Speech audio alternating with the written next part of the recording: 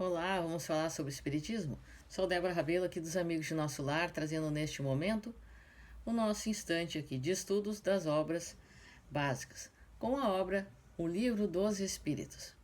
Agora, a partir da questão 270 a 273, aqui, aonde nós estaremos então finalizando este pequeno estudo que vem aqui nos falar sobre as questões da vida no mundo espiritual, aqui no capítulo 6, parte 2, no tópico Escolha das Provas, certo?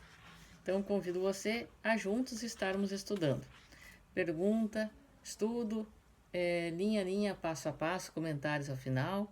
E se você não assistiu os vídeos anteriores, convido a acessar a playlist O Livro dos Espíritos aqui no canal do YouTube.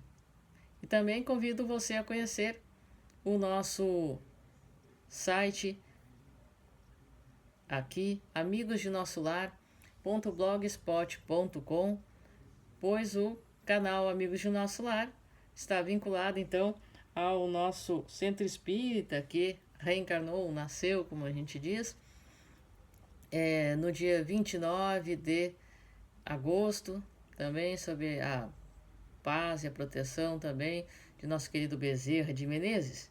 Então, convido você a conhecer, certo? Vamos lá então. Questão número 270. Ao que devemos atribuir, melhor dizendo, a vocação de certas pessoas e a sua vontade de seguir uma carreira em vez de outra? Resposta. Parece-me que você mesmo pode responder a essa pergunta. Isto não é a consequência de tudo o que acabamos de dizer sobre a escolha das provas e sobre o progresso realizado pelo espírito em existências anteriores?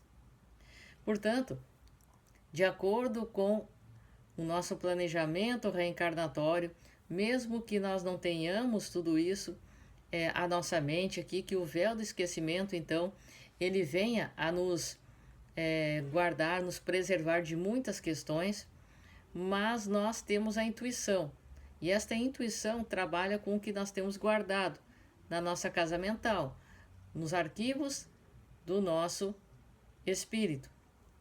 E então, a partir disso, do que nós temos guardado aqui dentro, é que os bons espíritos conseguem nos auxiliar e que nós vamos tendo desmembrado estes fios e construído, então, as nossas escolhas, certo? Questão número 271. No mundo espiritual, o espírito estuda as diversas condições nas quais poderá progredir. Como pensa realizar seu progresso nascendo entre os canibais, por exemplo? Resposta. Espíritos adiantados não nascem entre canibais. Entre os canibais nascem espíritos da natureza dos próprios canibais e outros que lhes são ainda inferiores. E nós temos aqui duas observações aqui. Então, comentário de Kardec. Sabemos que os nossos canibais não estão no último degrau da escala evolutiva e que existem mundos onde o embrutecimento e a ferocidade ultrapassam tudo o que se conhece na Terra. Esses espíritos são ainda mais inferiores que os mais inferiores que habitam a Terra. Para eles, nascer entre os nossos selvagens representa um progresso, como seria um progresso para os nossos canibais exercer entre nós uma profissão que os obrigasse a derramar sangue. Se eles não aspiram a algo mais elevado, é porque a sua inferioridade moral não lhes permite compreender um progresso mais completo. O espírito só pode avançar de forma gradual, não pode transpor de uma só vez a distância que separa a barbárie da civilização. E é nisso, que vemos uma das necessidades da reencarnação, que está verdadeiramente de acordo com a justiça de Deus.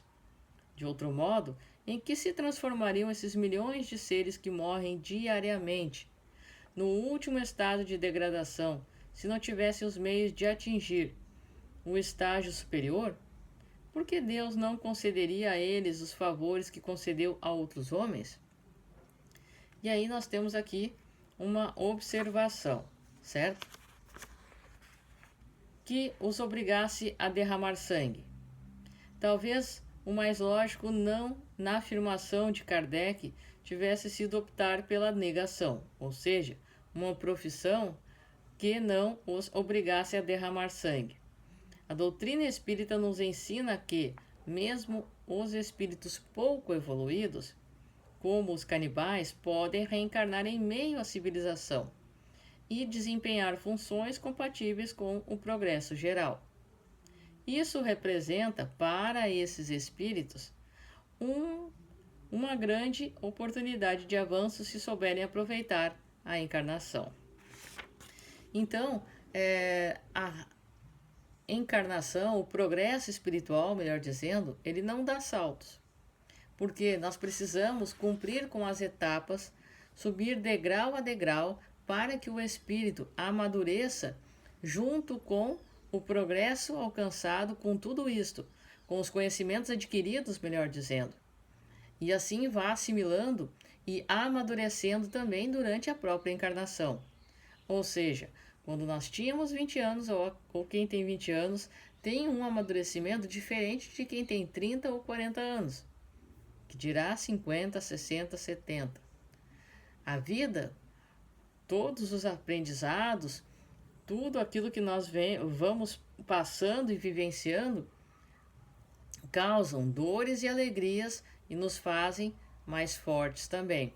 Mas isso somente o tempo vai causando e solidificando em nós. Portanto, não temos como passar certas barreiras simplesmente por ser um espírito mais bonitinho, vamos dizer assim. É uma brincadeira meio, né? Mas como nós dizemos aqui na Terra, enfim. Porém, não temos como ultrapassar certos alcances, porque nós não vamos acompanhar o progresso.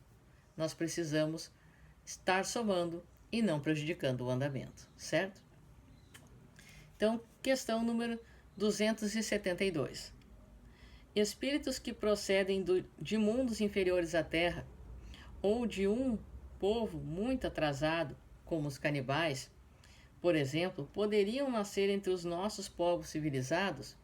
Resposta: sim.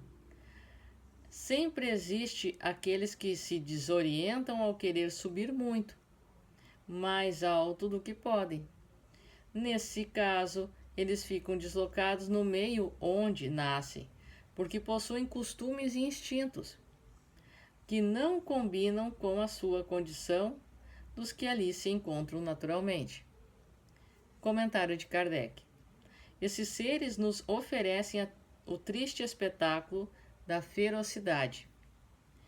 Em meio à civilização, o retorno para junto dos canibais não representará para eles um retrocesso, porque não farão mais do que voltar para o lugar e talvez ainda ganhem com isso.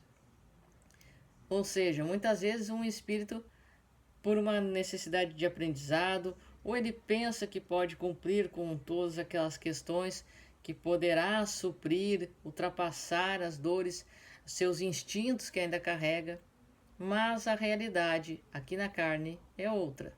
Então, muitas vezes, só na volta ao corpo físico é que então percebem que isto era demais para o alcance que teriam condições.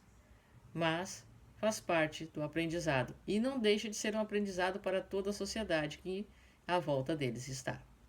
Todos aprendem juntos, certo? E a questão número 273, que fecha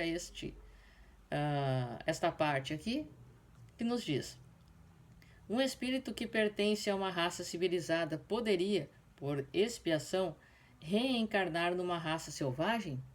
Resposta: poderia, mas isso depende do tipo de expiação.